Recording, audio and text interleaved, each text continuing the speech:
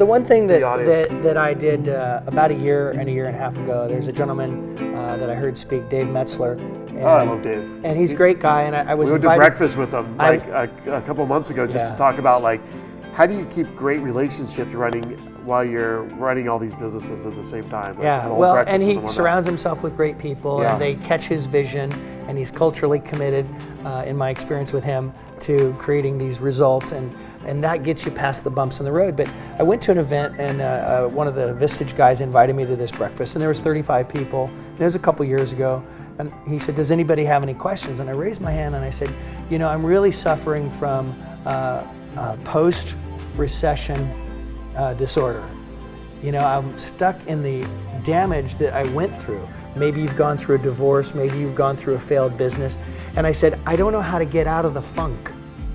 And he was just blown away by the question, and he gave me some strategies that he thought might be helpful to me.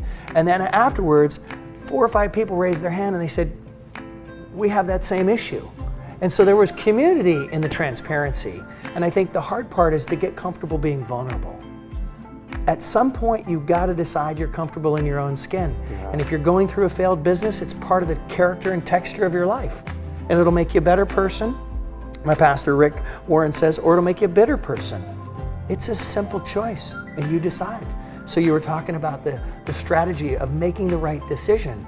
And if you want to feel victimized and you want to feel that you've been treated a sour deal, I can relate. I don't know why the recession did what it did. It's just not fair. Now what?